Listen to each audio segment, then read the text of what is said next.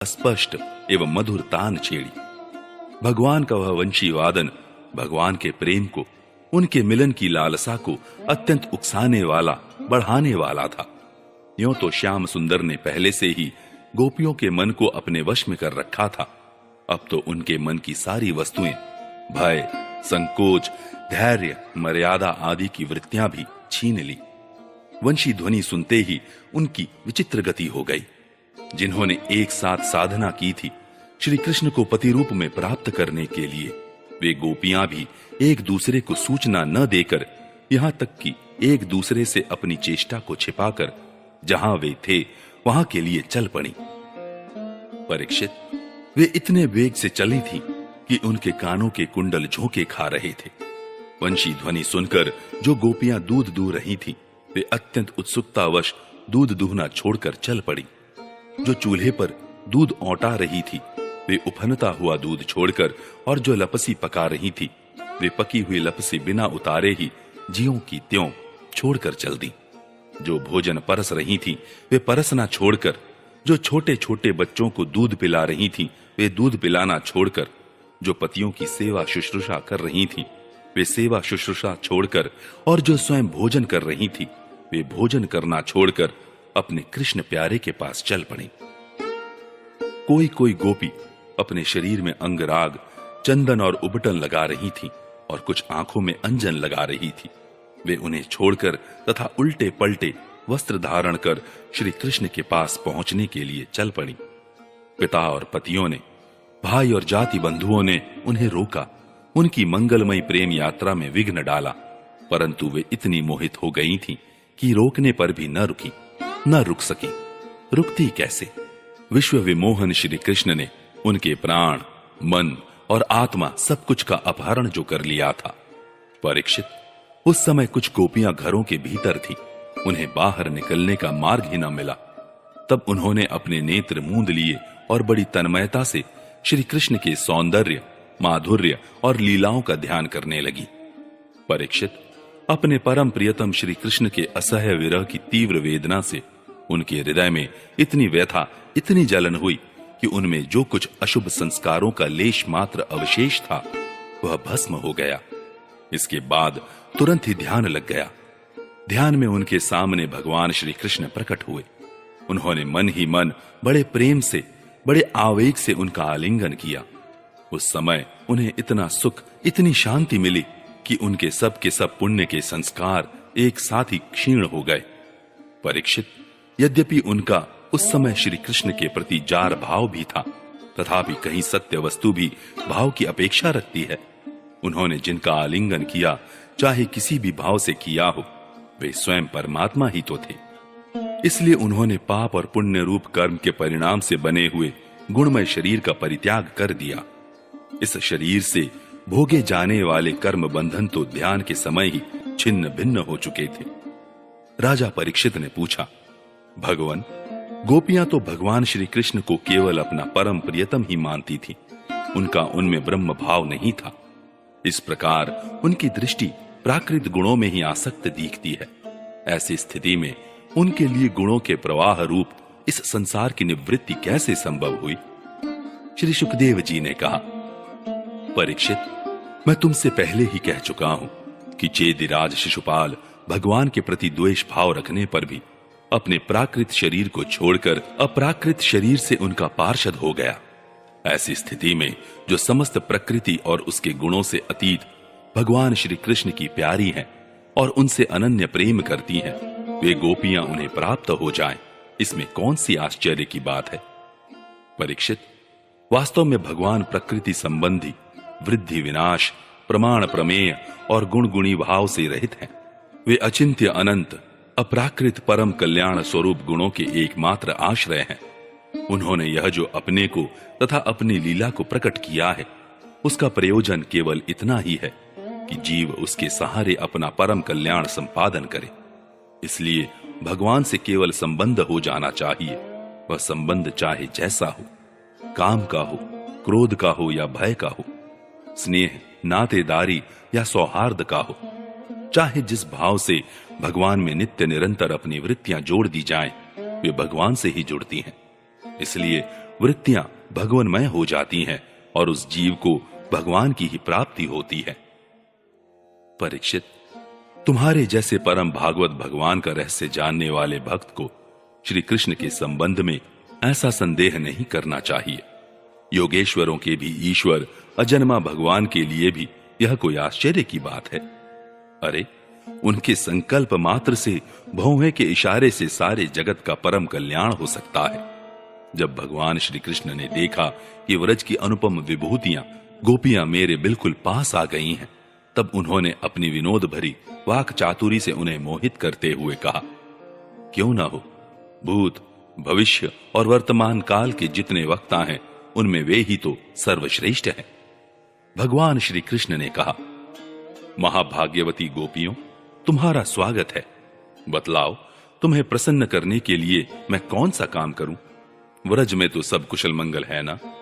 कहो, इस समय यहां आने की क्या आवश्यकता पड़ गई?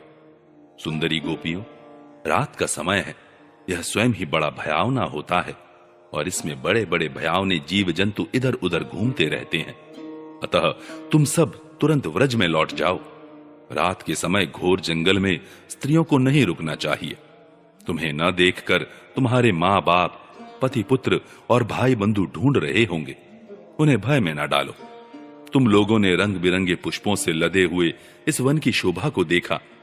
पूर्ण चंद्रमा की कोमल रश्मियों से यह रंगा हुआ है, मानो उन्होंने अपने हाथों चित्रकारी की हो। और यमुना जी के जल का स्पर्श करके बहने वाले शीतल समीर की मंद मंद गति से हिलते हुए ये वृक्षों के पत्ते तो इस वन की शोभा को और भी बढ़ा रहे हैं।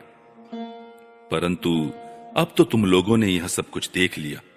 अब देर मत करो, शीघ्र से शीघ्र व्रज में लौट जाओ। तुम लोग कुलीन स्त्री हो और स्वयं भी सती हो। जाओ, अपने पतियों की और सतियों की सेवा शुश्रूषा करो।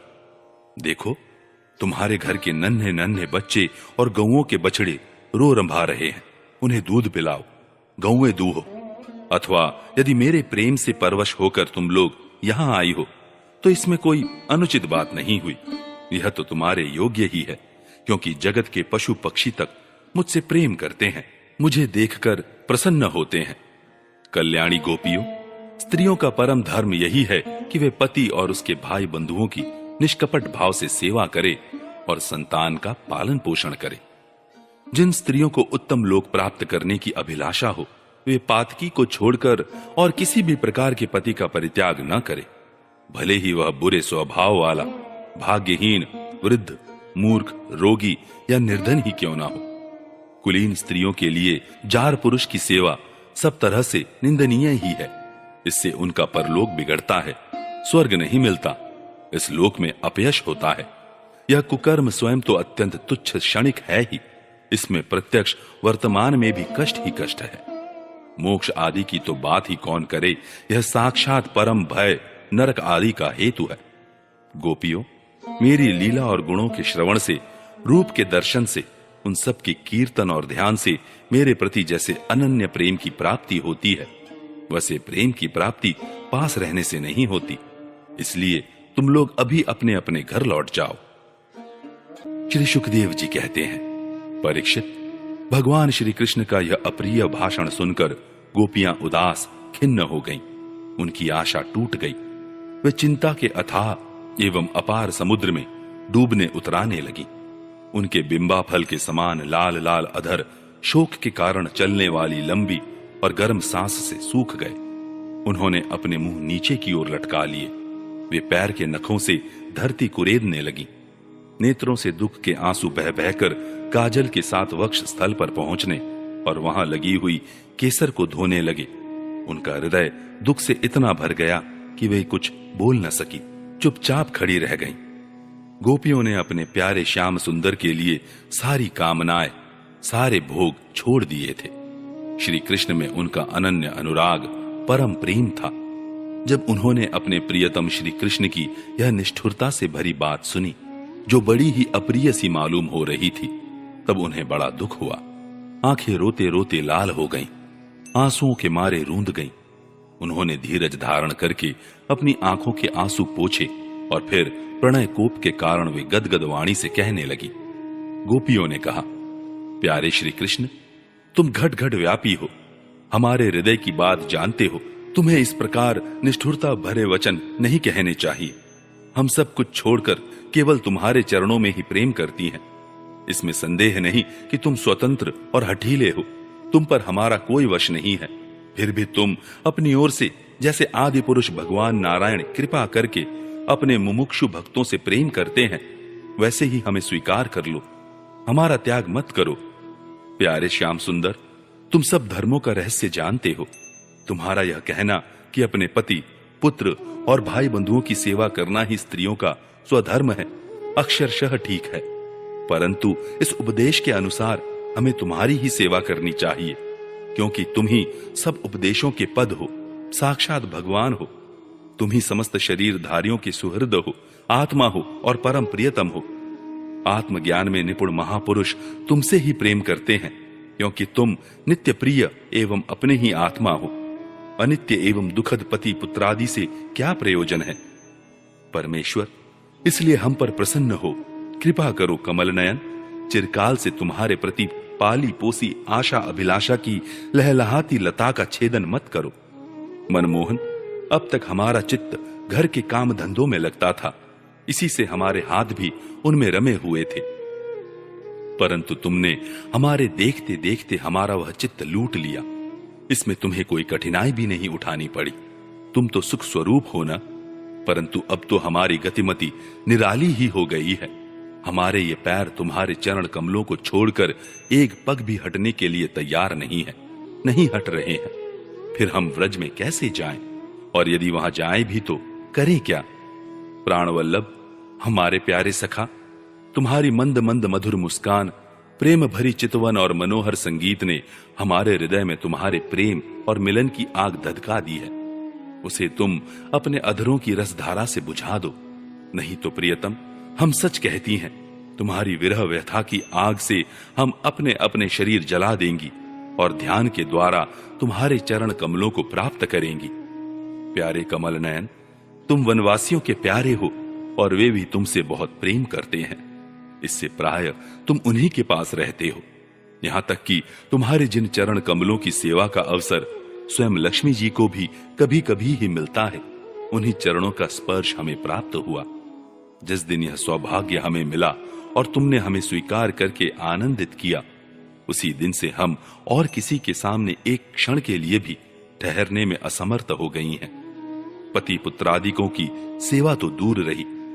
हमारे स्वामी, जिन लक्ष्मी जी का कृपा कटाक्ष प्राप्त करने के लिए बड़े बड़े देवता तपस्या करते रहते हैं, वही लक्ष्मी जी तुम्हारे वक्ष स्थल में बिना किसी की प्रतिद्वंद्विता के स्थान प्राप्त कर लेने पर भी अपनी सौत तुलसी के साथ तुम्हारे चरणों की रज पाने की अभिलाषा किया करती हैं। अब तक के सभी भक्तों ने उस चरण रज का सेवन किया है। उन्हीं के समान हम भी तुम्हारी उसी चरण रज की शरण में आई हैं। भगवान, अब तक जिसने भी तुम्हारे चरणों की शरण ली, उसके सारे कष्ट तुमने मिटा दिए। अब तुम हम पर कृपा करो, हमें भी अपने प्रसाद का भाजन बनाओ। हम तुम्हारी सेवा करने की आशा अभिलाषा से घर, गांव, कुटुंब सब कुछ छोड़कर तुम्हारे युगल चरणों की शरण में आई हैं। प्रियतम, वहां तो तुम्हारी आराधना के लिए अवकाश ही नहीं है। पुरुष भूषण पुरुषोत्तम, तुम्हारी मधुर मुस्कान और चारु चितवन ने हमारे हृदय में प्रेम की मिलन की आकांक्षा की आग धधका दी है। हमारा रोम रोम उससे जल रहा है। तुम हमें अपनी दासी के रूप में स्वीकार कर लो, हमें अपनी सेवा का अवसर दो। प्रियतम, तुम्हारा सुंदर मुख कमल जिस पर घुंघराली अलकें झलक रही हैं, तुम्हारे ये कमनीय कपोल जिन पर सुंदर सुंदर कुंडल अपना अनंत सौंदर्य बिखेर रहे हैं, तुम्हारे ये मधुर अधर जिनकी सुधा सुधा को भी लजाने वाली है, तुम्हारी यह नयन मनोहारी चितवन जो मंद मंद मुस्कान से उल्लसित हो रही है, तुम्हारी ये दोनों भुजाएं जो शरणागतों को अभयदान देने में अत्यंत उदार हैं, और तुम्हारा यह वक्ष स्थल जो लक्ष्मी जी का सौंदर्य की एकमात्र देवी का नित्य क्रीड़ा स्थल है, देखकर हम सब तुम्हारी दासी हो गई हैं। प्यारे श्याम सुंदर, तीनों लोकों में भी और ऐसी कौन सी स्त्री है जो मधुर मधुर पद और आरोह अवरोह क्रम से विविध प्रकार की मूर्छनाओं से युक्त तुम्हारी वंशी की तान सुनकर तथा स्त्रीलोक सुंदर मोहिनी मूर्ति को जो अपने एक बूंद सौंदर्य से त्रिलोकी को सौंदर्य का दान करती हैं, एवं जिसे देखकर गौ, पक्षी, वृक्ष और हरिण भी रोमांचित, पुलकित हो जाते हैं, अपने नेत्रों से निहार कर आर्य मर्यादा से विचलित न हो जाए, कुल, कान और लोक लज्जा को त्याग कर तुम में अनुरक्त न हो जाए। हमसे यह बात छिपी नहीं है कि जैसे भगवान नारायण देवताओं की रक्षा करते हैं, वैसे ही तुम व्रजमंडल का भय और दुख मिटाने के लिए ही प्रकट हुए हो। और यह भी स्पष्ट ही है कि दीन दुखियों पर तुम्हारा बड़ा प्रेम, बड़ी कृपा है। प्रियतम, हम भी बड़ी दुखीनी हैं। तुम्हारे मिलन की आकांक्षा की आग से हमारा वक्ष स्थल जल रहा है। तुम अपनी इन दासियों के वक्ष स्थल और सिर पर अपने कोमल कर कमल रखकर इन्हें अपना लो, हमें जीवन दान दो। श्री सुखदेव जी कहते हैं, परीक्षित, भगवान श्री कृष्ण सनकादि योगियों और शिवादि योगेश्वरों के भी ईश्वर हैं। जब उन्होंने गोपियों की व्यथा और व्याकुलता से भरी वाणी सुनी, तब उनका हृदय दया से भर गया। और यद्यपि वे आत्माराम हैं, अपने आप में ही रमण करते रहते हैं, उन्हें अपने अतिरिक्त और किसी भी बाह्य वस्तु की अपेक्षा नहीं है, फिर भी उन्होंने हंसकर उनके साथ क्रीड़ा प्रारंभ की। भगवान श्री कृष्ण ने अपनी भावभंगी और चेष्टाएं गोपियों के अनुकूल कर दी। फिर भी वे अपने स्वरूप में ज्यों के त्यों एक रस स्थित थे, अच्युत थे। जब वे खुलकर हंसते, तब उनके उज्जवल उज्जवल दांत कुंदकली के समान जान पड़ते थे। उनकी प्रेम भरी चितवन से और उनके दर्शन के आनंद से गोपियों का मुख कमल प्रफुल्लित हो गया। वे उन्हें चारों ओर से घेर कर खड़ी हो गईं। उस समय श्री कृष्ण की ऐसी शोभा हुई मानो अपनी पत्नी तारिकाओं से घिरे हुए चंद्रमा ही हों। गोपियों के शत शत यूथों के स्वामी भगवान श्री कृष्ण वैजंती माला पहने वृंदावन को शोभायमान करते हुए विचरण करने लगे। कभी गोपियां अपने प्रियतम श्री कृष्ण के गुण और लीलाओं का गान करती, तो कभी श्री कृष्ण गोपियों के प्रेम और सौंदर्य के गीत गाने लगते। इसके बाद भगवान श्री कृष्ण ने गोपियों के साथ यमुना जी के पावन पुलिन पर, जो कपूर के समान चमकीली बालू से जगमगा रहा था, पदार्पण किया। वह यमुना जी की तरल तरंगों के स्पर्श से, शीतल और कुमुदिनी की सहज सुगंध से सुवासित वायु के द्वारा सेवित हो रहा था। उस आनंदप्रद पुलिन पर भगवान ने गोपियों के साथ क्रीड़ा की। हाथ फैलाना, आलिंगन करना, गोपियों के हाथ दबाना, उनकी चोटी, जांग, नीवी और स्तन आदि का स्पर्श करना, विनोद करना, नक्षत करना, विनोदपूर्ण चितवन से देखना और मुस्काना, इन क्रियाओं के द्वारा गोपियों के दिव्य काम रस को, परमोज्वल प्रेम भाव को उत्तेजित करते हुए भगवान श्री कृष्ण उन्हें क्रीड़ा द्वारा आनंदित करने लगे। उदार शिरोमणि सर्वव्यापक भगवान श्री कृष्ण ने जब इस प्रकार गोपियों का सम्मान किया, तब गोपियों के मन में ऐसा भाव आया कि संसार की समस्त स्त्रियों में हम ही सर्वश्रेष्ठ हैं, हमारे समान और कोई नहीं है। वे कुछ मानवती हो गई। जब भगवान ने देखा कि इन्हें तो अपने सुहाग का कुछ गर्व हो आया है और अब मान भी करने लगी